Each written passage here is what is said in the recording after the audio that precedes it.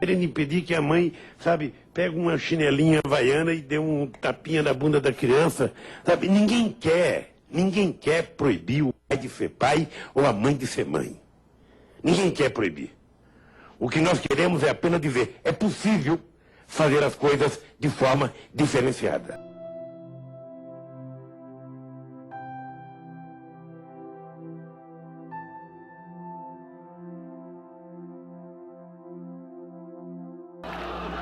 Mudança. Essa é a palavra-chave. Esta foi a grande mensagem da sociedade brasileira nas eleições de outubro. A esperança finalmente venceu o medo.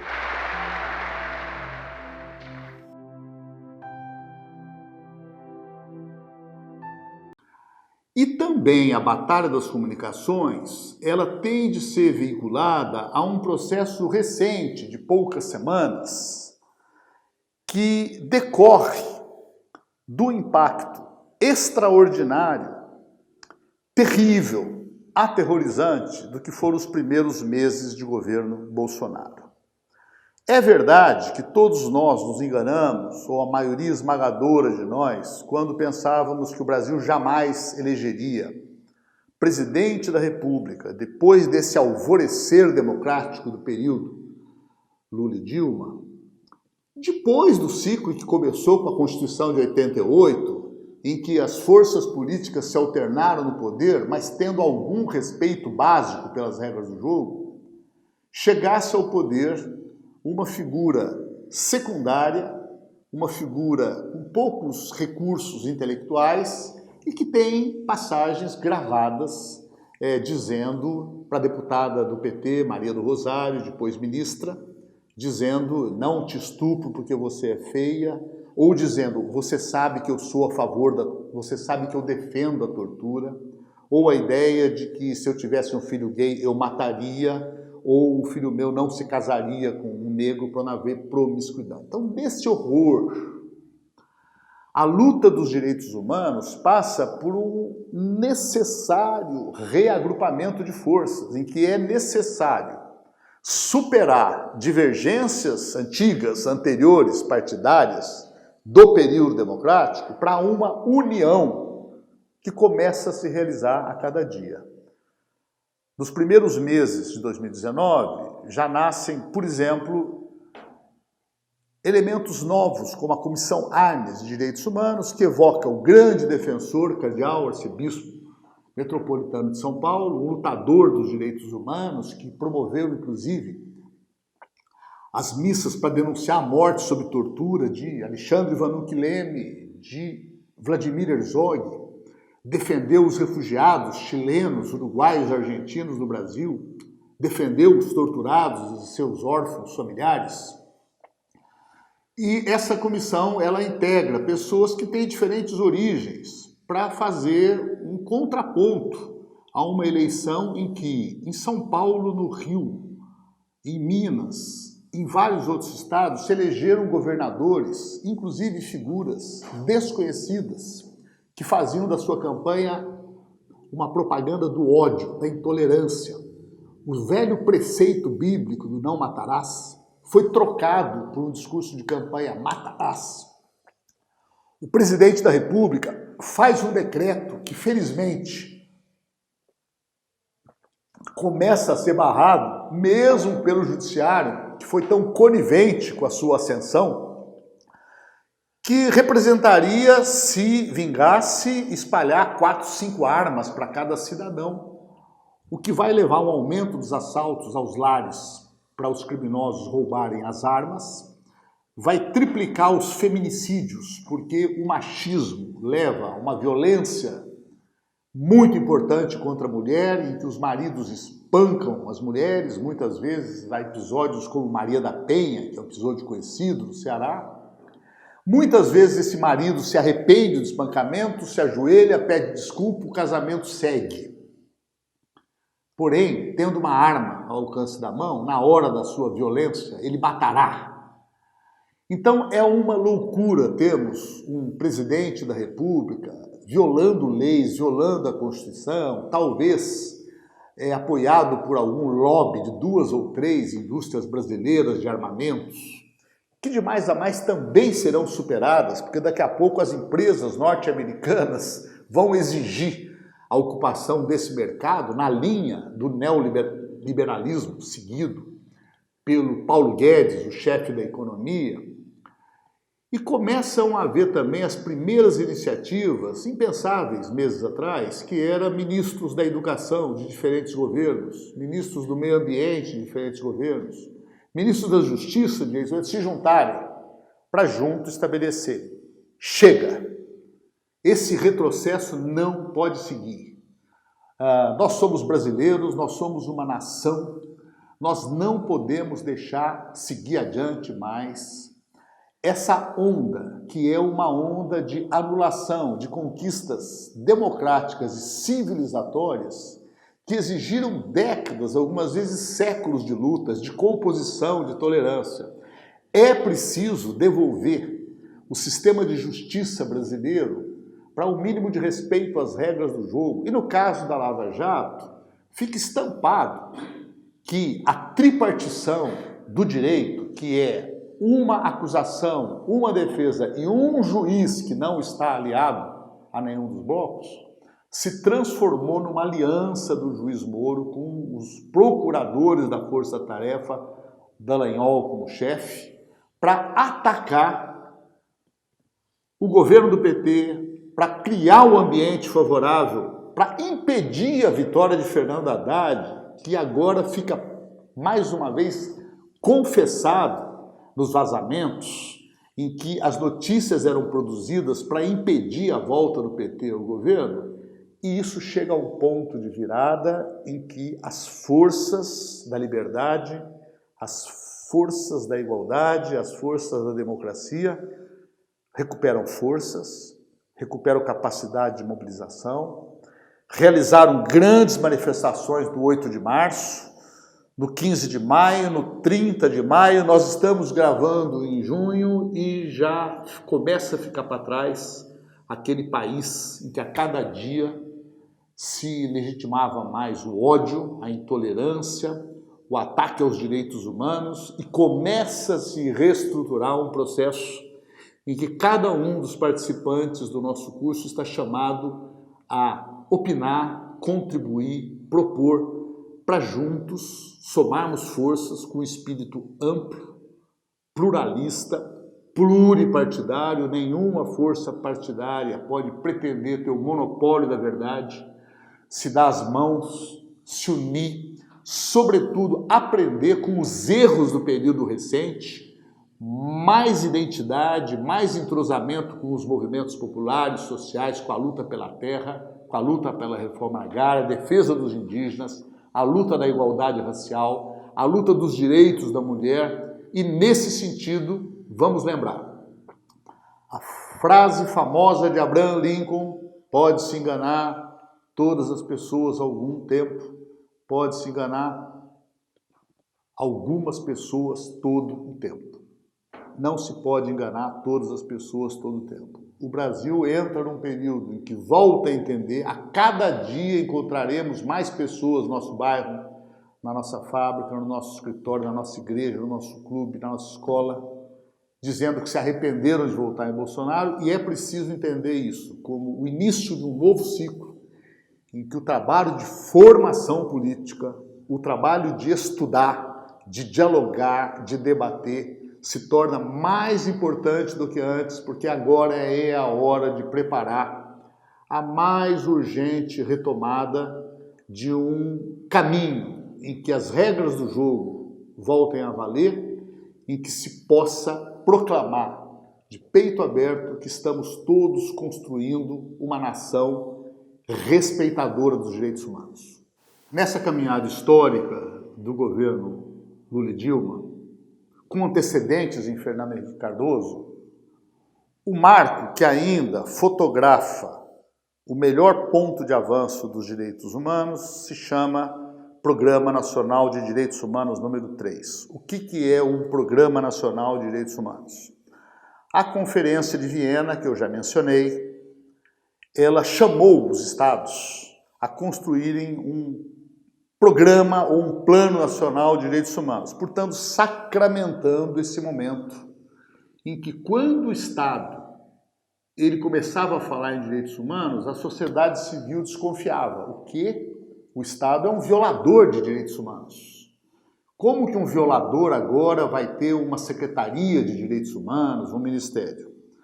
Então, as Nações Unidas chamam para mostrar que esse Estado tinha se modificado. Ele não era mais meramente o comitê executivo da classe dominante, embora a classe dominante seguisse tendo um controle, que no Brasil ficou claro agora, com o impeachment, que sempre manteve sobre o poder judiciário, o poder legislativo, o poder da mídia monopolista.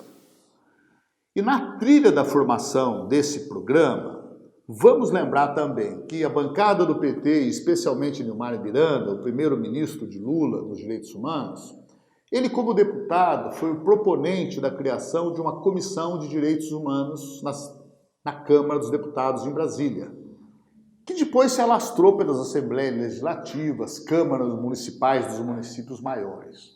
Assim como existem outras comissões de Constituição e Justiça, de Educação, de Saúde, de Trabalho.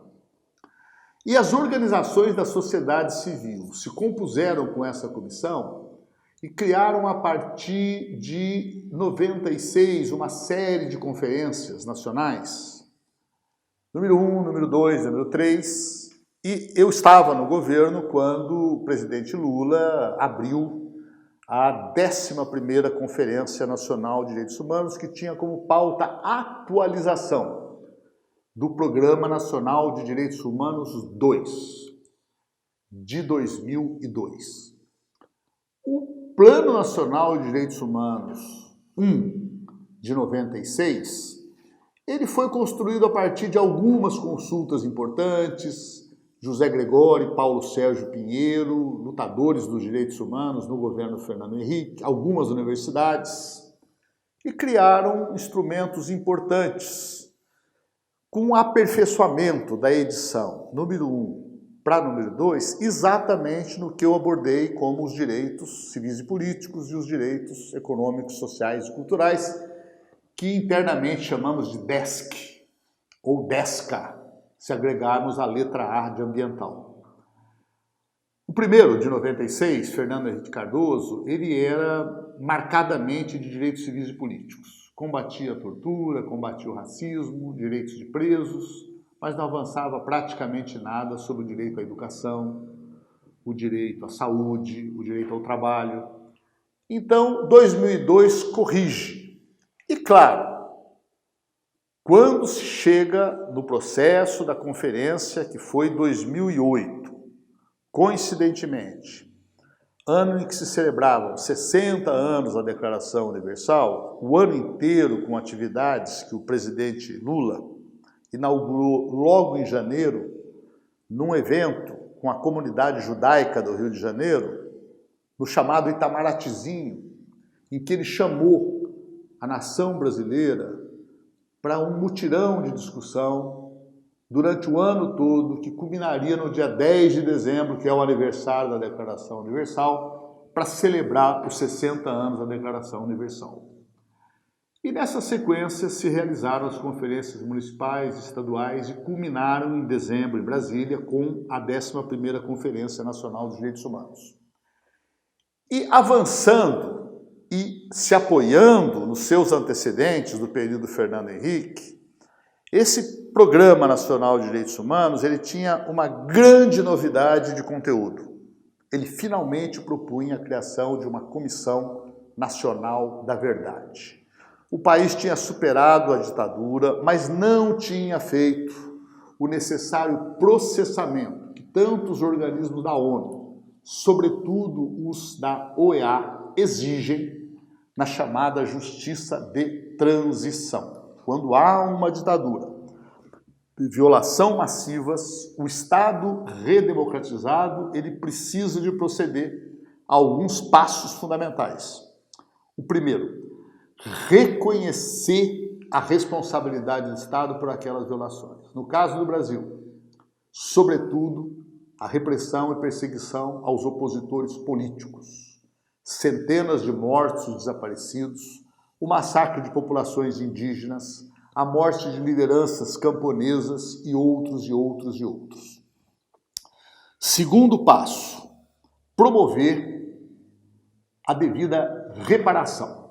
A reparação é uma reparação que pode ser administrativa, em alguns casos pessoas que perderam emprego, perderam propriedades, a reparação financeira e a reparação simbólica, que é homenagear, é começar a ter escolas com o nome de Vladimir Herzog, do padre Antônio Henrique Pereira Neto, Rui Frazão no Maranhão. Em cada um dos estados brasileiros haverá uma legião de nomes, com avenidas, com escolas, com praças públicas.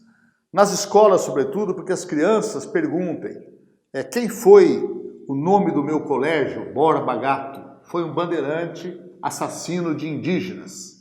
Não é bom. Quem foi o Major Brilhante Ustra? Foi um torturador que comandou a tortura, inclusive episódios de violações sexuais de opositoras, jovens, mulheres que lutavam contra a ditadura.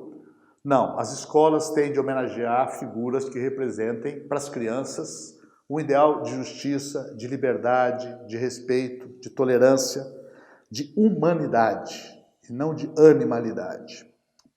O terceiro passo é a investigação individualizada e rigorosa dos responsáveis pela violação. Não basta dizer, todos erraram.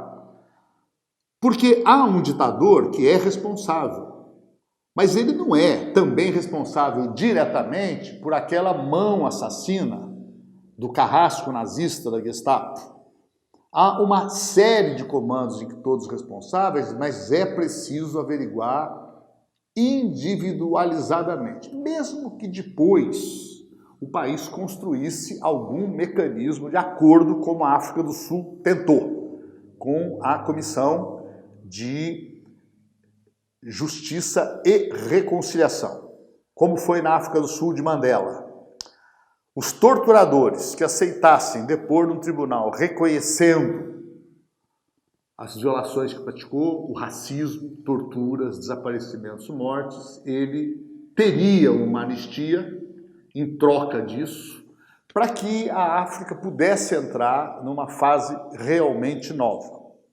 O Brasil poderia discutir mais tarde qual seria esse mecanismo, pelo Poder Judiciário, por uma justiça especial como a Colômbia tenta hoje para colocar fim a 50 anos de guerra interna.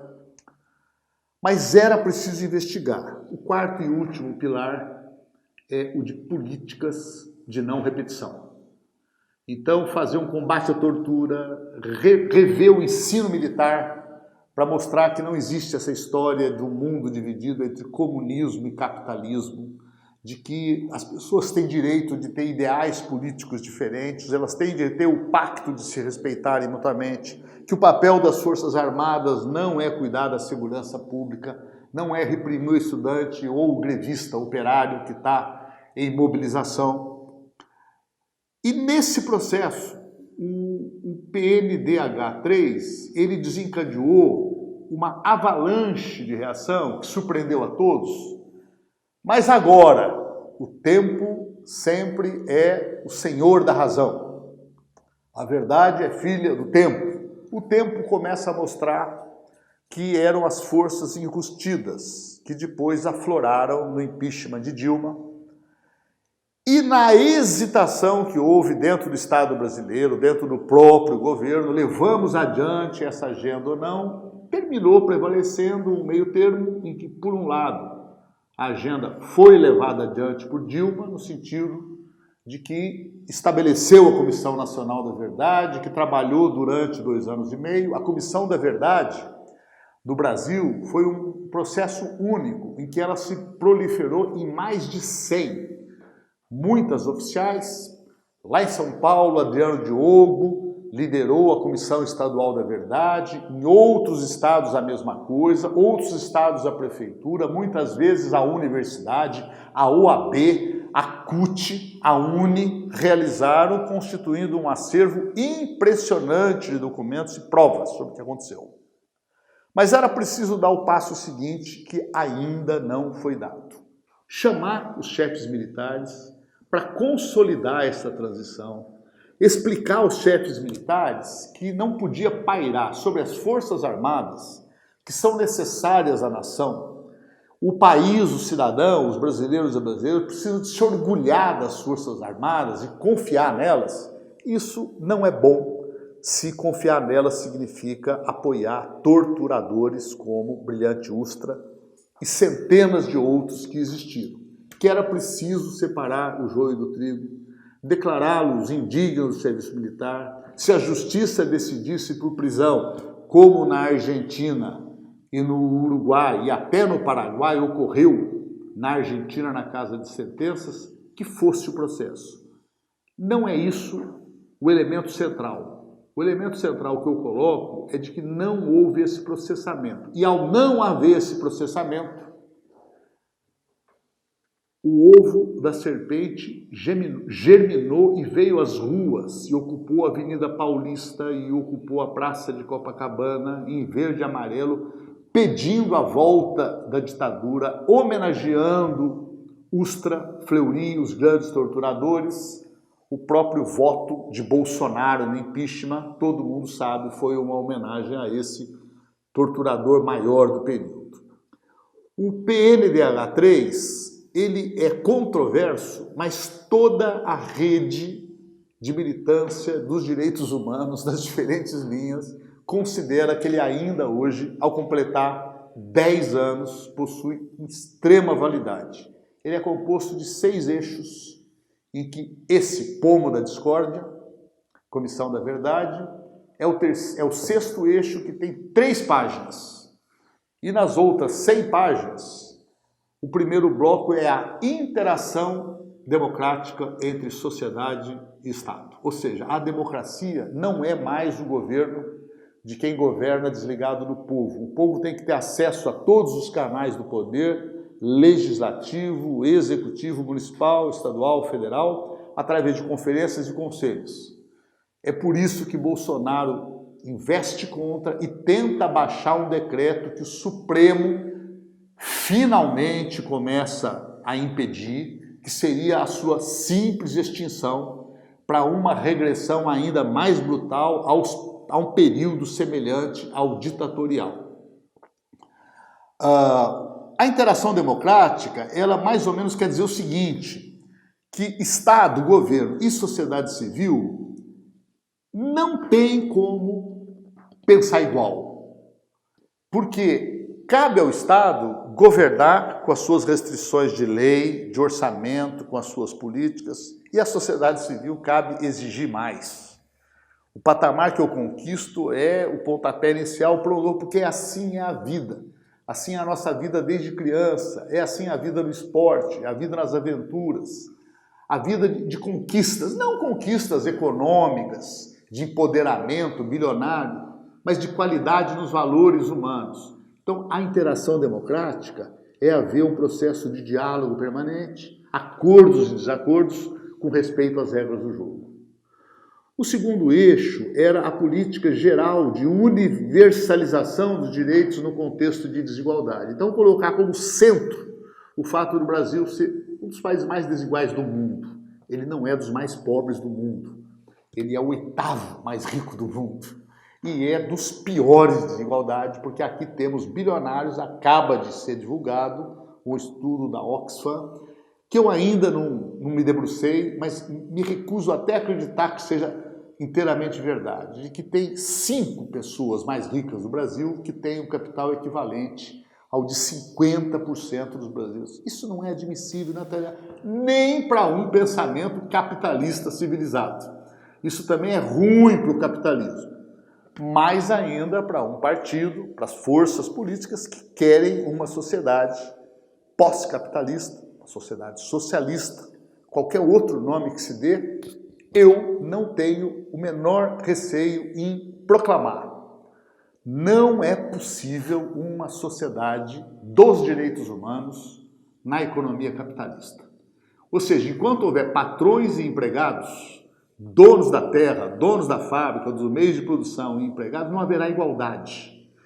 Pode haver uma igualdade formal, mas um trabalha para o outro. Se eu tiver uma empregada doméstica e repartir o meu salário mensal pelo meio e der metade para ela, não há igualdade ainda. Ela tem metade do que eu tenho, mas eu sou patrão e ela é empregada. E a sociedade dos direitos humanos, ela exige pensar num outro mundo, que não seja o mundo do capitalista. Agora, os capitalistas mais sensatos, mais racionais, poderiam entender também que o melhor meio para multiplicar seus lucros é de uma sociedade onde todos têm escola, trabalho, educação, saúde, condição de dialogar, e não a selva que vem sendo proposta por Bolsonaro e seus ministros, com grande apoio na mídia, na Rede Globo, com grande apoio no meio judiciário.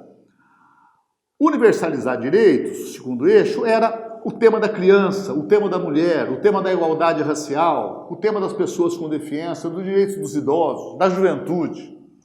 O terceiro eixo era o eixo da segurança pública, que já se reconhece. Parte da vitória do Bolsonaro decorre de uma armação continuada da mídia, dessa mídia monopolista, identificando direitos humanos com defesa de presos e de bandidos. Direitos humanos não defende criminosos. Direitos humanos defende que o criminoso seja preso e seja sancionado e punido. O que direitos humanos não aceitam é que o preso ele seja tratado como inseto, como uma barata, como um rato, porque ele não é, ele é ser humano. Ele tem que ter direito de defesa, ele não pode ser torturado, não pode ser morto. O Ustra, o torturador, que eu mencionei várias vezes agora, tem direitos inalienáveis. Ele não pode ser torturado, ele tem que ter direito de defesa, já morreu, teria de ter. Essa é a política dos direitos humanos, original, a legítima, a autêntica. Mas houve uma deturpação que nos obriga a chamar a polícia para um diálogo, para dizer assim, você acha que é a proposta do Bolsonaro que defende melhor o seu trabalho? Não é. Porque se o Bolsonaro confiasse nas polícias, ele não queria que cada cidadão tivesse uma arma ou 5 armas em casa. A polícia, ela representa os direitos da sociedade e a segurança pública é direito humano de primeira grandeza. O direito de não ser roubado, assaltado, sequestrado, morto por qualquer facção criminosa. O que não pode haver é contaminação entre crime e polícia, como generalizadamente há no Brasil. O fenômeno das milícias, por exemplo, que agora chega perto da família Bolsonaro, é uma demonstração cabal disso. E também há, no Brasil inteiro, bons exemplos de policiais que defendem direitos humanos, que já são premiados, que têm cursos de formação em direitos humanos, inclusive na Polícia Rodoviária Federal e em várias polícias estaduais. O outro eixo, que é muito importante, é a da responsabilidade dos meios de comunicação. E eu, na minha experiência também como jornalista, na TVT, na Rádio Brasil Atual, eu vivi a experiência de ser um comentarista. E eu terminava de comentar um tema como a reforma da Previdência, como a chacina do Morro do Falé, no Rio de Janeiro, um ataque aos indígenas Vaimiris, Atuaris, em Roraima, onde fosse. Eu saía pensando, se metade das rádios do Brasil e metade das televisões, só metade, não estou nem pedindo que sejam todas, fizessem discussões como essa, noticiários como esse, comentários como o Brasil seria outro. Então não é possível construir os direitos humanos se programas que são recordes de televisão e de rádio mentem, manipulam, se articulam para condenar Lula, escondem roubalheiras quando são aliados. Existe uma regra de vamos combater a corrupção, mas o combate à corrupção não pega Aécio Neves, não pega tucanos ilustres. Então, esse direcionamento, e com exageros como aqueles programas tipo Cidade Alerta, em que se exalta o assassinato, a eliminação de uns pelos outros.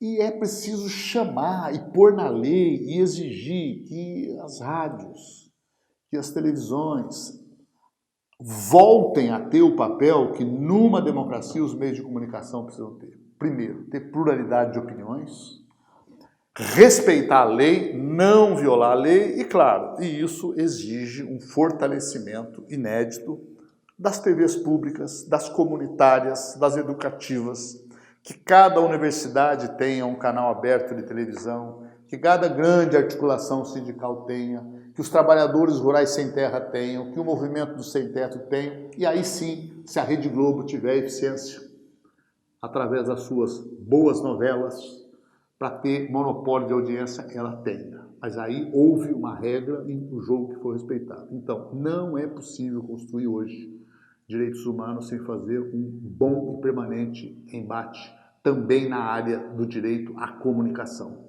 Isso está na Declaração Universal dos Direitos Humanos e está em outros tratados.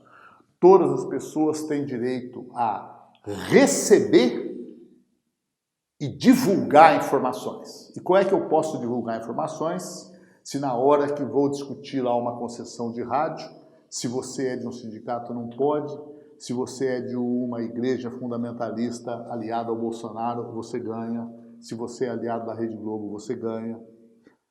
E esse é um capítulo que nós voltaremos a abordar também especificamente com o Emiliano José.